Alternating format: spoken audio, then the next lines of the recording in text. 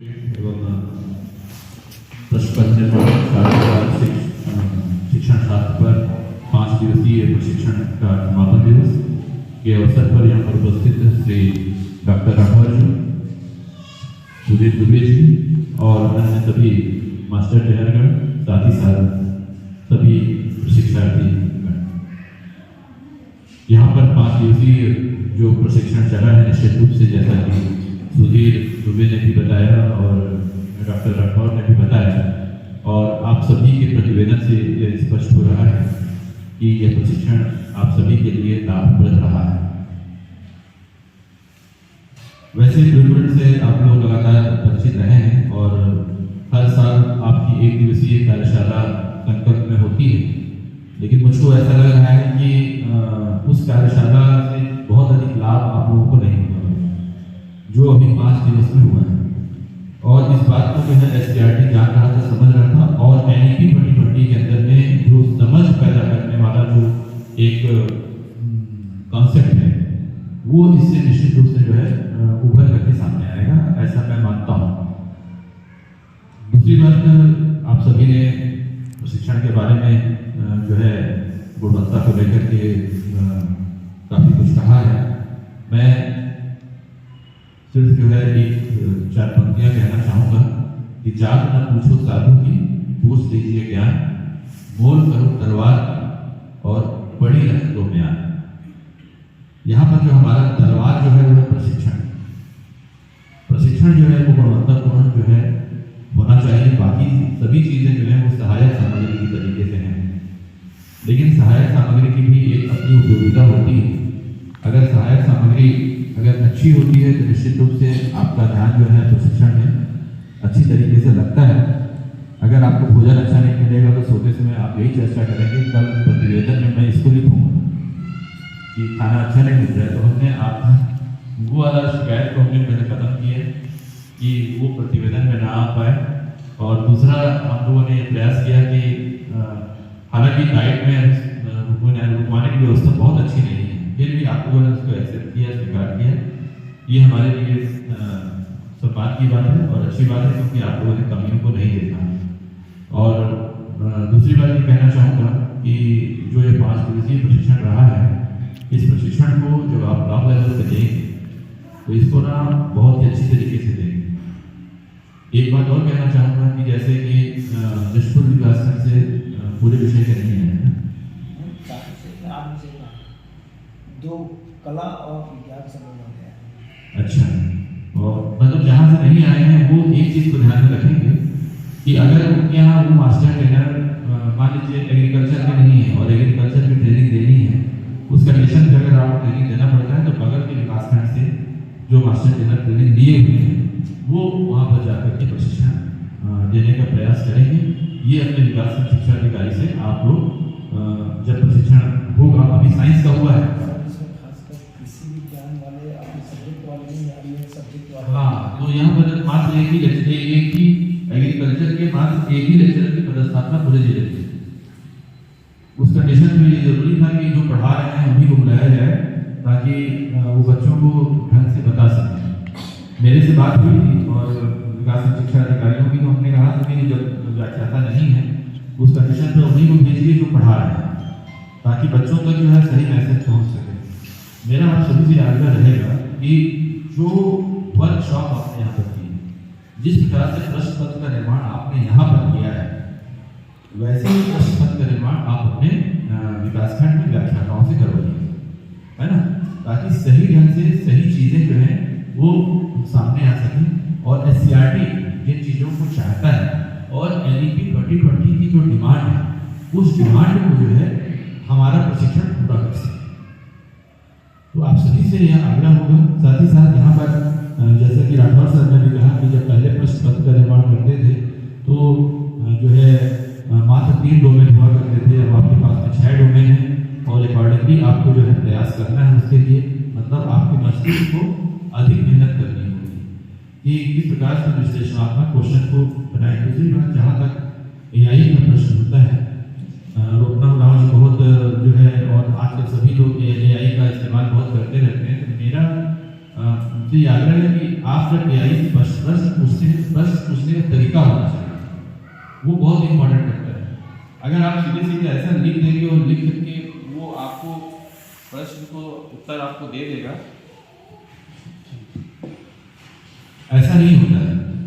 जैसे कि मान लीजिए आपका पूरा शरीर है और इस शरीर को कमांड देना है, उसमें जो सॉफ्टवेयर होता है, जो सॉफ्टवेयर बनाया जाता है, तो किसी व्यक्ति को अगर चित्र को मुड़ने का देना है तो पहले कौन सा पैर मुड़ेगा, बायां पैर मुड़ेगा, दाहिना पैर मुड़ेगा, फिर ऊपर का हिस्सा मुड़ेगा, फिर आपके हाथ मुड़ेंगे, उसके बाद सिर मुड़ेगा। ये पूरे के पूरे कमांड उसमें दिए जाएंगे, तब जाकर के उस कमांड को एक चित्र को जो है वो कमांड देता है और उस चित्र के बाद फिर वो आपको चलता फिरता मनुष्य जो है वो दिखाई देता है एआई में। तो ये बहुत ज़्यादा जैसे किसी चीज़ को पूछा है, ये भी कहता है एआई, मैंने देखा है इसको करके कि आपका ये प्रश्न बहुत अच्छा है, अगर आप चाहें तो इसके मिलते जुलते मैं आपको और जवाब दे सकता हूँ। एक क्वेश्चन करेंगे सर, 40 क्वेश्चन करने लगता है। हाँ, तो आप जैसा चाहते हैं उसको आपको फिल्टर करना पड़ेगा अपने क्वेश्चन के प्रश्नों के माध्यम से। आप सीधे बोल देंगे कि रेस्पिरेशन पे आप सामान्य क्वेश्चन है, तो इतने सारे सवाल आ जाएंगे कि आपको उसमें चूज करना मुश्किल हो जाएगा। पार्टिकुलर रेस्पिरेशन के एग्रीकल्चर में फसल उत्पादन से या कॉमर्स से पार्टिकुलर जिस चीज तक आप जाना चाहते हैं उस चीज तक आप आए हैं और उस चीज तक पहुंचने के बाद फिर उसमें आप प्रश्न करेंगे तो आपको उस प्रकार के प्रश्न मिलेंगे जैसा आप चाहें। लेकिन पूरे के पूरे प्रश्न अगर आप एआई से निकालेंगे तो जो है मतलब आपके ज्ञान में जो है बहुत ज्यादा डेवलपमेंट नहीं होगा। एक एग्जांपल के तौर पर आप मान लीजिए, उसके बाद उस क्वेश्चन को बनाइए तो बच्चों को आप बहुत अच्छी तरीके से एक्सप्लेन कर पाएंगे। लेकिन अगर आप पूरे तरीके से, जैसा कि आपका बच्चा है आज वो पहले मैंने देखा था केंद्रीय विद्यालय में या नवोदय विद्यालय में जिनके बच्चे पढ़ते थे, और वो जब अपने घर में आते थे और घर में आने के बाद जब होमवर्क लेके आते थे तो उनके माता पिता सब जो है उसका होमवर्क पूरा कराने में लगे रहते थे। और जैसे ही एआई आया है या मेटा एआई आया है, एआई आने के बाद बच्चा जैसे ही उससे परिचित हुआ है कि चैट जीपीटी आ गया है, और हर आज तक 5वीं 6वीं का लड़का जो है चैट जीपीटी के बारे में जान रहा है। अब उसको होमवर्क मिलता है, वो चैट जीपीटी में डालता है और उसका जो उत्तर जाता है उसको लिखता है, और लिख करके ना माँ बाप से, माँ से पूछता है, ना पिताजी से पूछता है, और ले जाकर के सीधा होमवर्क अपने टीचर के पास में जमा कर देता है। तो इससे जो है मानसिक विकास जो है बच्चे का वो रुक गया है। होता क्या है, आज देखिए अमेरिका जो है वो क्या करना चाह रहा है जानते हैं? वो चाह रहा है कि हमारे पास जो एप्पल का मोबाइल बन रहा है वो एप्पल का मोबाइल कहाँ बने? अमेरिका में बने, वो चाह रहा है। और एप्पल वाला तैयार नहीं है कि वो अमेरिका में जाकर के अपने दुकान खोले या फैक्ट्री खोले। तो भारत में एप्पल का निर्माण कर रहा है, चाइना में एप्पल का निर्माण कर रहा है। ये क्यों है यार? इसके पीछे एक रीजन है बहुत बड़ा।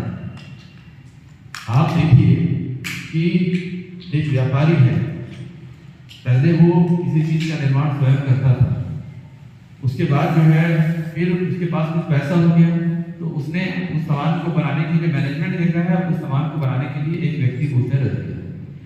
ठीक है, उस व्यक्ति को रख दिया, उसके बाद उसने और कोई दूसरा काम खोला तो उसको देखने के लिए व्यक्ति को रख दिया। ठीक इसी प्रकार से अमेरिका की स्थिति, और उसी प्रकार से हमारा मन मस्तिष्क भी है।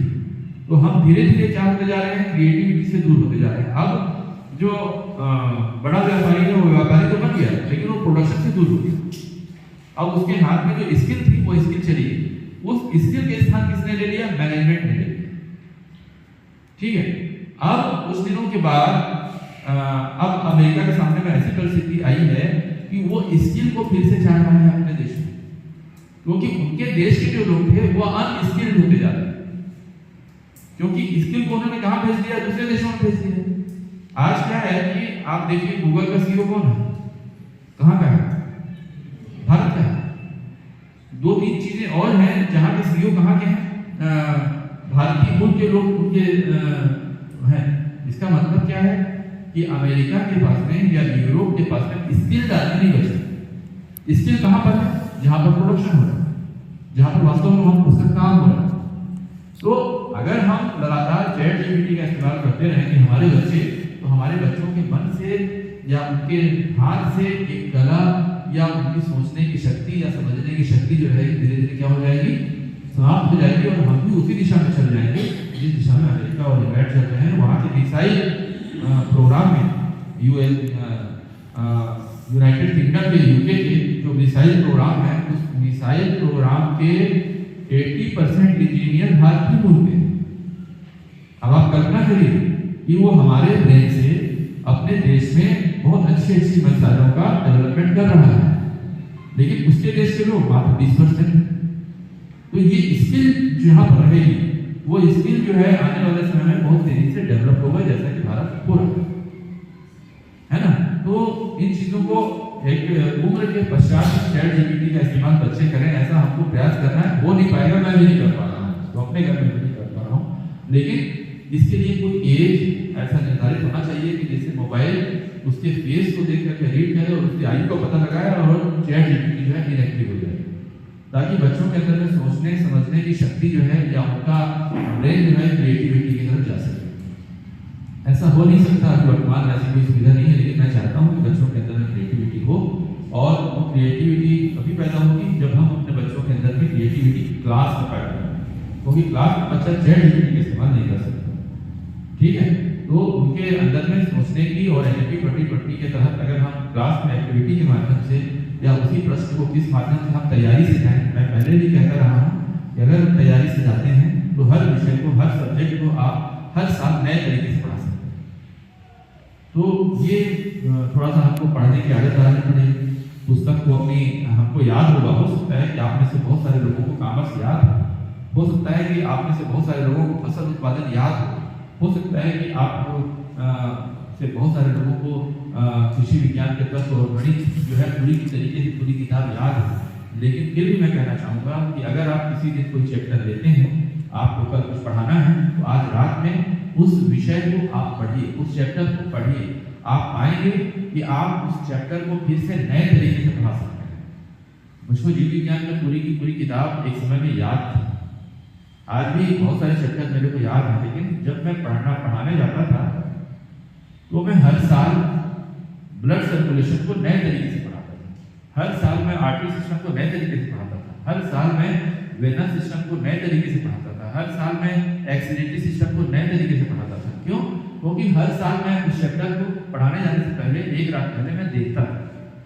और आपको नई क्रिएटिविटी, दैट इज इनोवेशन, वही इनोवेशन है, पढ़ाने का इनोवेशन जो है वही है। और जब आप उस इनोवेशन की ओर बढ़ते हैं तो आपके पढ़ाने की तकनीक में सुधार होता है, नहीं तो वो आप टाइट हो जाएंगे, और टाइट हो जाएंगे तो फिर आप जो है पढ़ाने में आपके वो रुचि दिखाई नहीं देगी, वो आकर्षण दिखाई नहीं देगा जो कि आपको एक तैयारी के माध्यम से आएगा। तो मेरा आप सभी से आग्रह है कि NLP 2020 के लिए पहले आप समाज पैदा करें और बच्चों को क्लास में प्रश्न पूछने के लिए प्रेरित करें, तब जाकर के हम इस NLP 2020 को लागू कर पाएंगे।